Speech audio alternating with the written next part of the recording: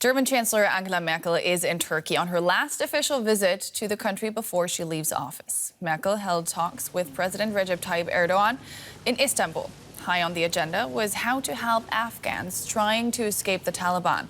The two leaders also discussed human rights and Turkey's prospects of European Union membership. And we're joined now by our correspondent, Julia Hahn, who is in Istanbul. Julia, you were at the closing press conference of that meeting. What was your takeaway?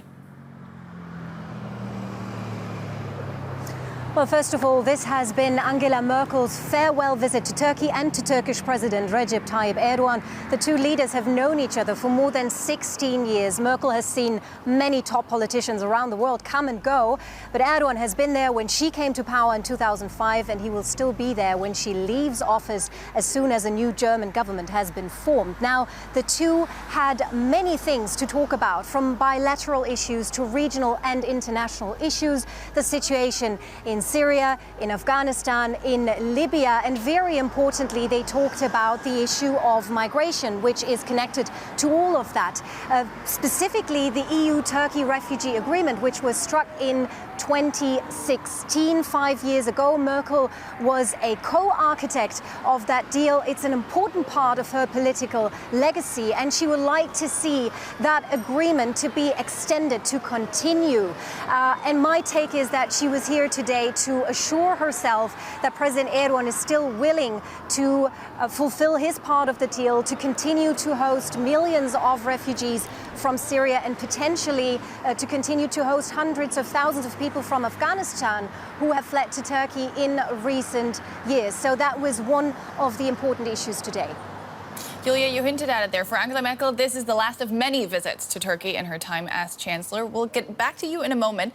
But first, let's take a look back at the turbulent history of German-Turkish relations over the past 16 years. Turkey and Germany. Let's say it's complicated. Germany is one of Turkey's most important trade partners. They're both members of NATO, and Turkey lies on one of the main routes taken to Europe by migrants.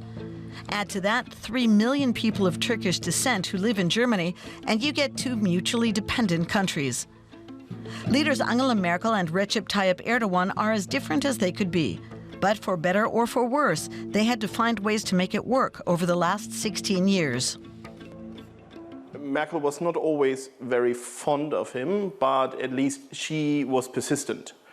And I think that's something that Erdogan valued, that she was somebody who stuck to her word. Whoever becomes Germany's next chancellor will have a number of bilateral issues to deal with. Here are the most important ones. First, migration. With its position at the crossroads of Asia and Europe, Turkey is a country of transit for many refugees from the Middle East, Central Asia, and Africa towards Europe. It's also a host country. 4 million refugees from Syria and several 100,000 from Afghanistan currently live in Turkey. It took the refugee crisis of 2015 for the EU to recognize the problem. 1 year later, the EU finally pledged 6 billion euros in assistance to Turkey. Germany was a key negotiator. In return, Turkey promised to keep potential asylum seekers away from Europe, at bay at the EU's outermost borders.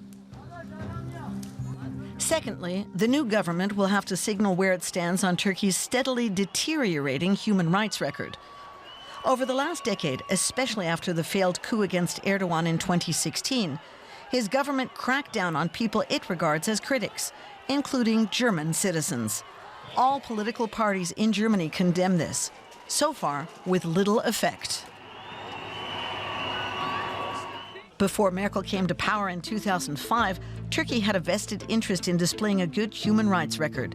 It was an EU accession candidate, but Merkel blocked the process. Some critics accused her of wanting to keep the EU a Christian club. But given Erdogan's growing authoritarian tendencies, resuming accession talks is not an option as long as he's in power. Does this leave the new German government much room for maneuver?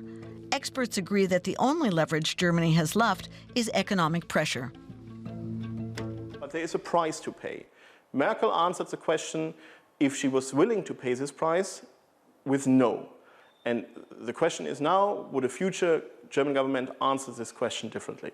Same partnership, new people. Germany and Turkey will have to find common ground. They both depend on each other too much. And Julia Hahn is still with us. Julia, you've been our correspondent in Turkey for many years now. How would you describe the partnership between Merkel and Erdogan? Well, President Erdogan today referred to Angela Merkel as his dear friend. And I do think they respect each other, but it's also fair to say that their relationship has been very difficult.